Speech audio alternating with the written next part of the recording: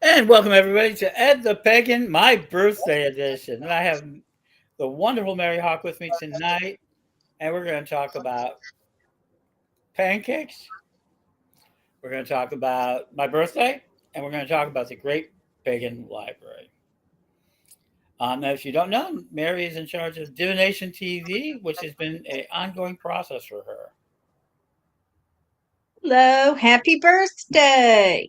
And if anyone wants to join us on air, just let me know, and I'll send you the code. Don is heading back. I want to thank Don for coming up and helping me. He came up, brought a birthday gift of truly important things. My second gift of coffee, a month's worth of coffee and creamer and sugar and some other foods, but oh my gosh, I do. Well, thank you, Reverend Michael. Oh, okay, yes. Um, People have asked me today if they wanted to help. It says, well, we're going to talk about the library. But if you do, you can see down on the bottom, there is a asthepagan@gmail.com. If you want to PayPal me some all the money I'm raising now is going to go for the Pagan Library. So thank you. I have had hundreds of birthday wishes so far, well over 250, plus through my thing. So I'm really grateful for that. And I hope all of you will consider helping me in this, this coming year. Um, so thank you for all that. I will talk more about it. If you want to come on air, talk about it, I will. Let's talk about pancakes. Because even you're wondering, right, Mary? I was wondering about that. So first you have to understand my background. Long before witch school and long before everything else, right? I used to make fun of the end of the world constantly. And I would throw little parties like, Jesus didn't come, but you could. And we did that right after the new year of 2000. Hmm? We even had somebody, we didn't have a lot of fun. It was a good party, though. We had somebody walk across the a swimming pool on the water. We did. Somebody actually did it. We had a lot of Was it other. frozen? No, we. I'll be honest. We had a piece of heavy plastic that went under the water. You couldn't see it, and he walked right across. Hmm? And so did other people as well. We didn't do it, but one of the things we served there is pancakes the next morning. Because what do you serve after the end of the world? Pancakes. So we would forget about that. And then 2012, December 21st, 2012, it was like getting under my skin. Do you remember the Mayan calendar, Mary? Yes, I do. And the end of the world and all that? Yes. So people kept asking, he says, well, what if the end of the world doesn't come? I said, I don't care if the end of the world comes or not.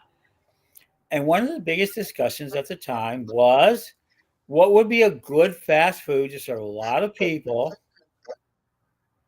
um, around food. And it was pancakes. Pancakes take only three ingredients at most. One of the most ancient foods in one form or another. We've always eaten pancakes since we've gotten grain. With syrup and butter, it's just a universal carry of good taste, and you can make them quickly. So, what would you serve on the day after the apocalypse? Pancakes. Pancakes. And it stuck with me ever since. And that day in Chicago on December 22nd, 2012, a lot of us got together to have pancakes and actually made money on that one because people gave me all the money and they gave me extra money. I was going to pay for it at Lucky Grill on Milwaukee Avenue here in Chicago. The Tree of Life kids down in Louisville had a pancake breakfast, and there were a couple of others. Hmm? And we just did it because what do you do? It's meant to be kind of a mockery of the idea of the end of the world. And every year since then, that's what you hear. The pancakes after the day at the end of the world. I'm still around, so every birthday and possibly other end of the world celebrations, I have pancakes. And it's and with grit and trust and everything else. I continue to have the pancakes because you should not have to worry about pancakes. You should have a meal at the end of the world. And they easily store. And the truth is, the world came to hell. Pancakes make people happy. Yes. They do. I mean, Boy Scouts, pancake breakfast. They're My quick. grandkids, pancakes. My grandkids. So pancakes is that good food that's universal to bring good energy.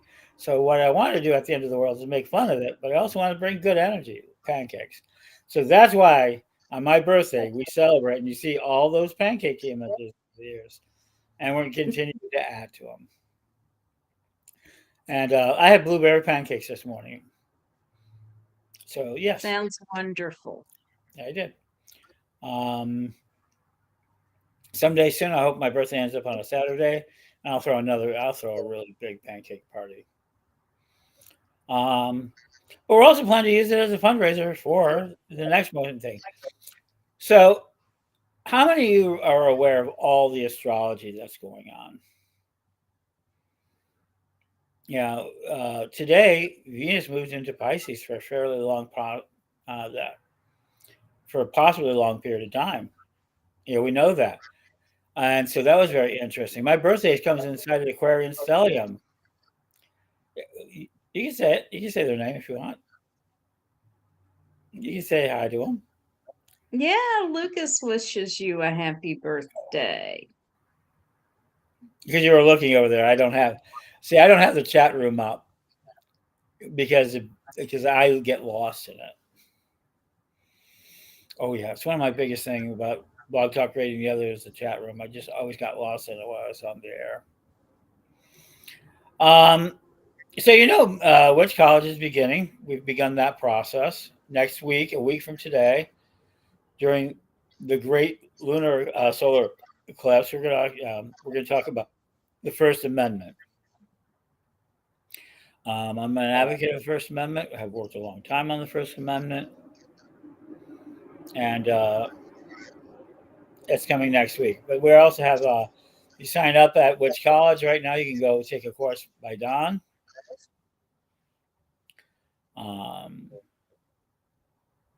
On Psychic 101, a course that he did about 2 years ago.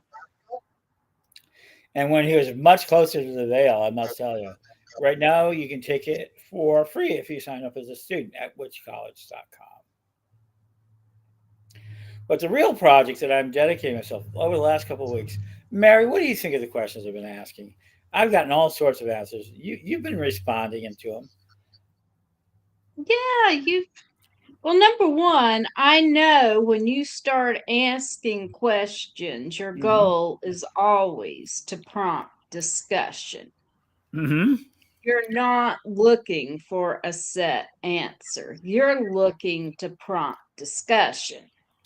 And you thought that at the beginning too. I mean, a lot of people ask me that know me who've asked me, what are you trying to say here? And I keep coming back again. I just want to hear the answers. I want to know what people are thinking.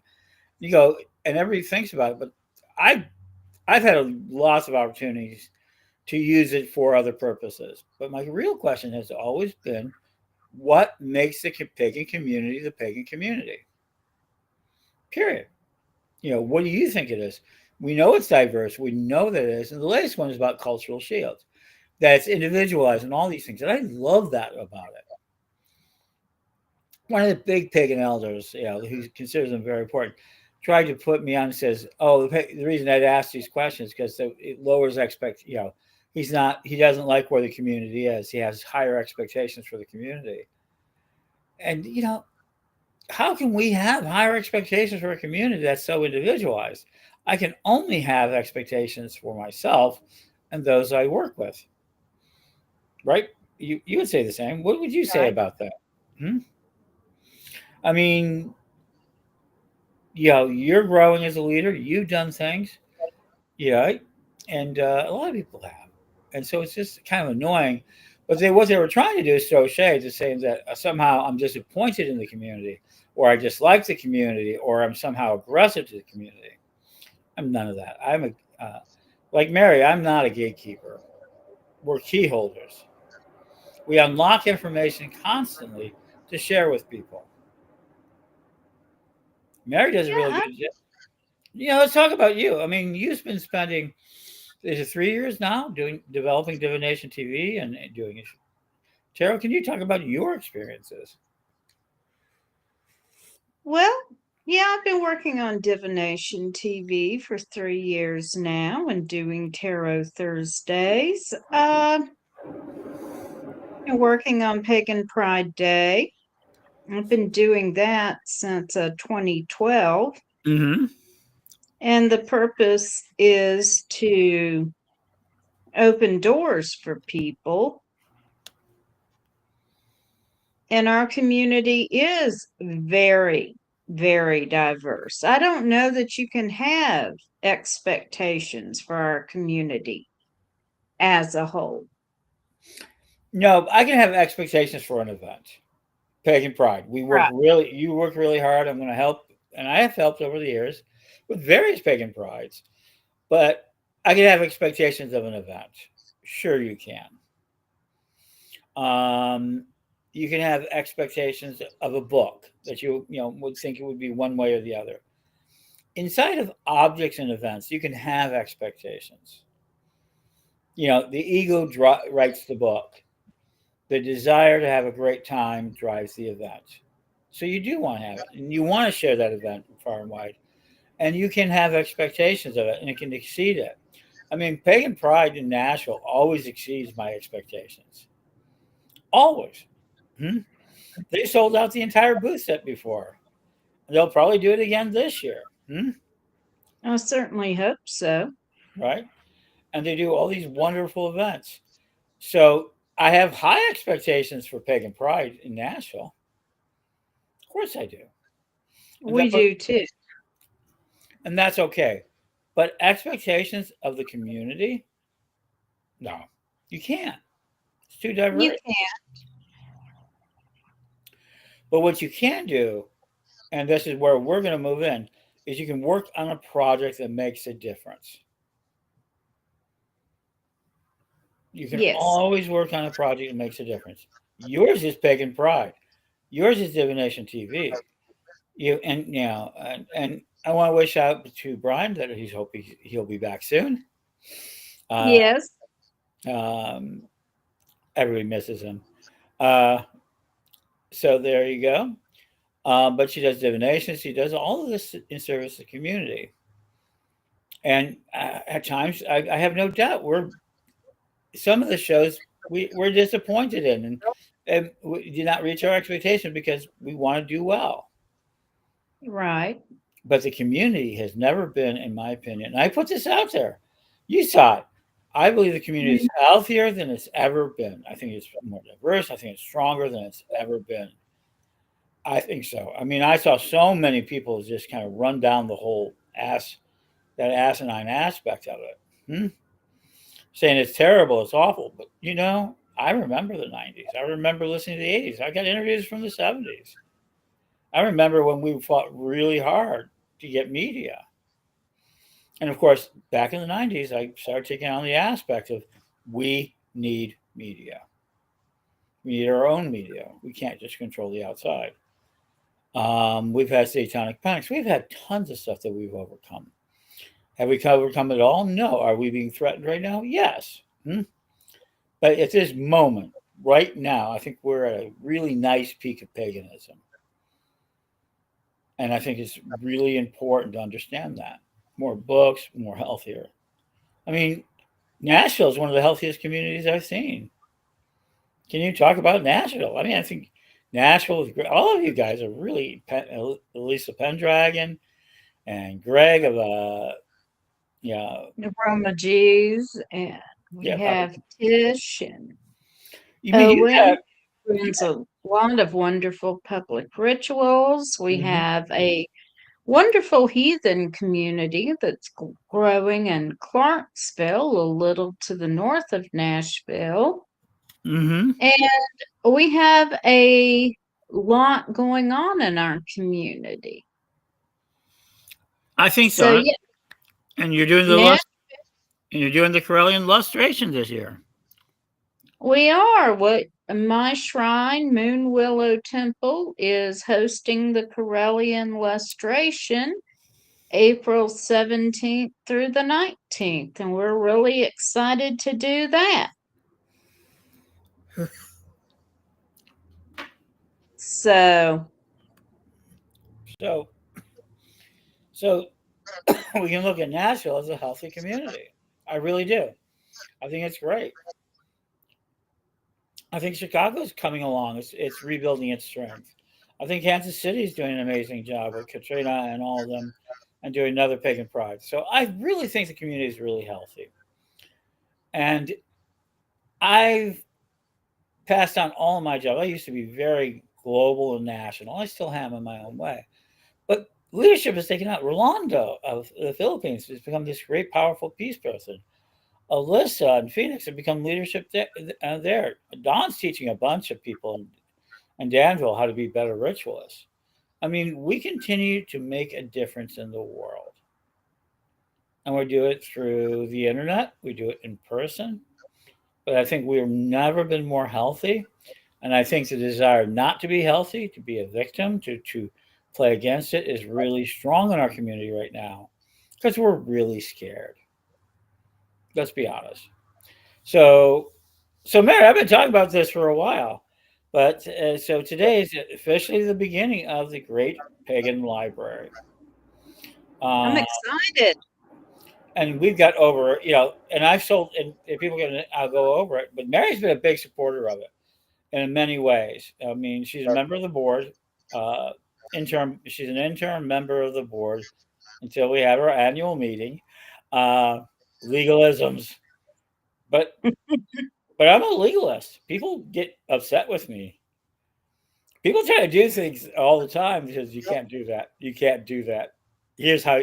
Well, why not you? Because it's against the law. It's wrong. You have to do it this way. I don't say you can't do it, but I am a big believer in the legalistic system. Not because I love it, not even remotely. Do I think it's bad sometimes? Sure, but I can't change the law from the outside. I can change how we react to it from the inside. And maybe some of you, and I'm saying if you want to be in the big fights, Starhawk is a good person to go to. Byron Ballard is a good person to go to. Who else? Uh, Mark. He wrote Magic for the Resistance. Uh, that's a good one. Christopher Penzick is a great person to go to. John Bennett's a great person to go to. I think all of these people have a lot of great advice about being a resistance fighter from the outside. Follow wild hunt. But for me, and I'm going to teach it again next week, is I want to stand up within the law. So when we have at least some rights to pull, and I have done this for over 30 years. That's why we're going to talk about the First Amendment next week, what it really can and cannot do. And if you think it's a shield against everything, Veterans Pentacle. Oh, I have women's divorces. I got so much case study.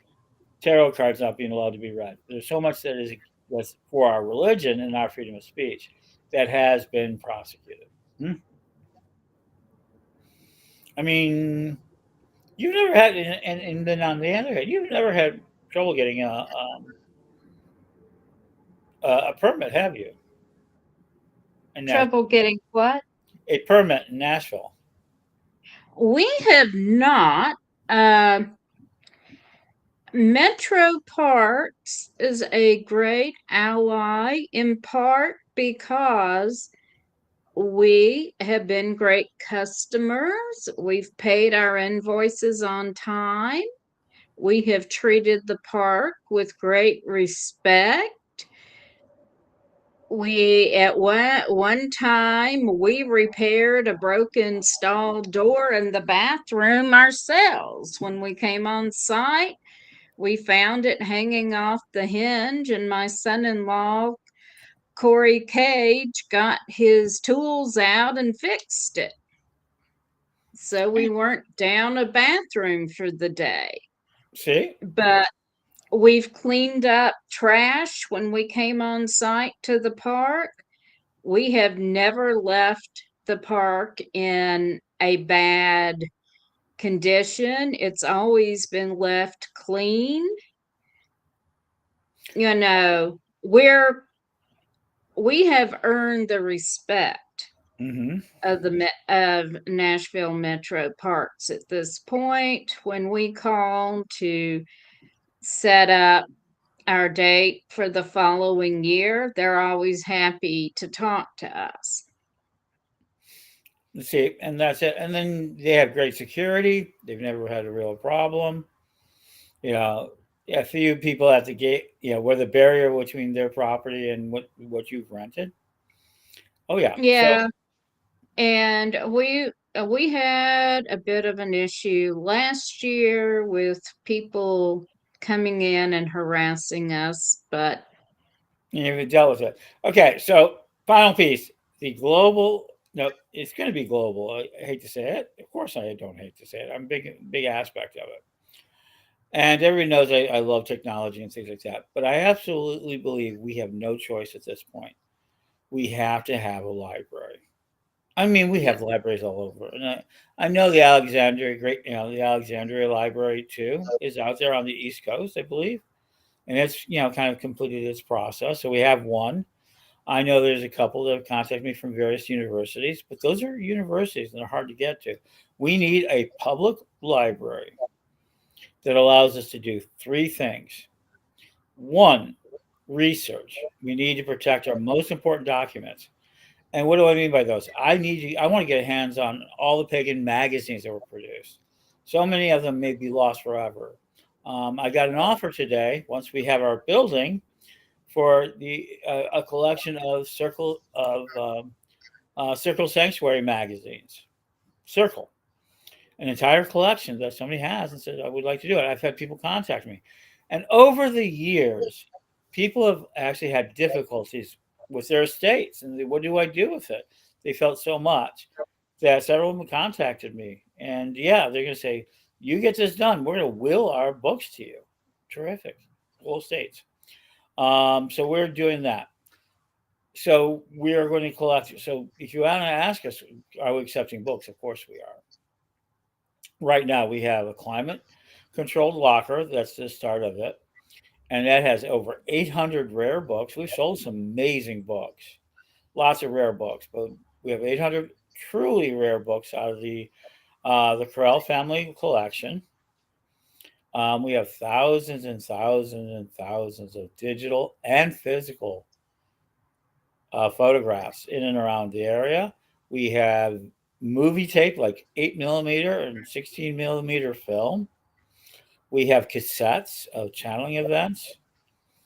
And then we have 10,000 plus hours of video and audio and digital materials. So this is going to be made available too. This is research. And this process, we're also hoping to have the secondary aspect of the hybrid as virtual. Hmm? We're going to have that virtual aspect. Absolutely. And then we're going to have a circulation. So part two is the circulating library, meaning the library we have locally can circulate, that you can go out, come in lending. The research library is going to be a bit more protected, but the lending library is going to be open to the public. The circulating library. And some of that's going to be heavily referenced, can't leave the area, and some can. And then we're going to third, and this is the longer term project, is that we're going to help other decentralized other libraries in other cities and or kind of set up a subscription system so that people can build libraries. And this is one of the ways we're going to make money is like we're going to have the Book of the Month Club coming soon. So library, how do you build your library? We're going to actually have facilities to help you build your libraries and get reduced prices on books. Plus, we're going to hunt books and you find rare books, and some of it's going to go into the library. Hmm? And so that's what it is. We're going to have those three aspects to it. Am I being hard to hear? no, Okay, great. And then lastly, we need to, by spring, we're looking for the first library building to hold the first 10,000 books in Danville. So we're looking, and we can get a house for as little as $60,000. I mean, straight out being ownership, and I want ownership. We need to own the land the library's on. We definitely. we need to own the land that we're going to curate this. Now we can get it from anywhere from like putting $1,500 and buying on contract to buying another house for $60,000 and having that as a line of credit to help us fix it up. There's a lot of different ways we can do so. So we're going to do capital investment. Gaia Thrift is a big part of it. We're going to sell our books through there. We're going to sell materials. If you're donating us books, some of them might end up for sale. Not the rare ones, not the things, but if we get too many of a copy of a book, we want to seed it out to other libraries. Wouldn't you like that? I mean, imagine us going to PPDs and selling books for $1 or $2, to help the libraries build. We need libraries, reading rooms. And one of the things, have you ever seen the Christian Science Monitor? No, I haven't. So if anyone look up, they have a thing called, we have one downtown, Christian Science Reading Room. The number one purpose they created so people can come in and read. And they produce a newspaper, a religious newspaper based on Christian Science that you can read there and all of their books that they've got. And it's just a reading room. And they have them in cities all over the place. We have one downtown Chicago. Can you imagine just having a place where you can sit down and read books? And now a lot more of the cafes are forming. So we see this trend coming of wanting to protect and establish our books, as well as protect them. And electronically, I want to have them. We're going to be selling within a week or two. I think next week we'll have it on flash drives of the Corellian materials. So you can have it on a flash drive. So we're looking at all this, but the Great Pagan Library will be built in Danville, is being built in Danville. We are collecting books. If you want to send books, send me, DM me, send me information. I'll give you the address. And off we go. I'm really excited about it. And this is my birthday wish. I want to manifest the Great Pagan Library. Yay. And that's all I've got today. More to come. So tomorrow's Wednesday. So you're doing Thursday's Divination Thursday at 9 p.m. So yes, how do they support you, Mary? You want to do more readings, right? Yes. So how do they do that? You can contact me at, we'll just DM you, right? Oh, there you go. Yeah, you can email me at maryhawk1968@gmail. Terrific. And so we can do that too. But if you want to help build your business, do anything, watch my page, my Facebook page where I ask it, hang out in some of the groups I contact.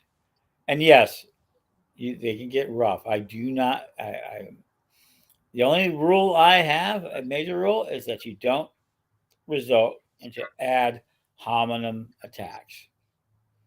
You can't attack people. You can attack ideas, but you can't attack the people. I just kicked somebody off today, blocked them today because they did that. Yeah, it's the only thing I dislike is making it personal. You can go after the ideas, but you don't go after people. If you can do that, you can join one of the biggest debates on the internet today. What is the pagan community? And it's not a little question. But for me, it's answered best by building a library. Would you come and visit? All right, folks. Blessed be. Mary, any last thoughts? Donate to the library. And happy birthday, Ed. Thank you. And until next year for more pancakes, we'll end this. And thank you, everybody. I've been so felt. This has been such a feeling day.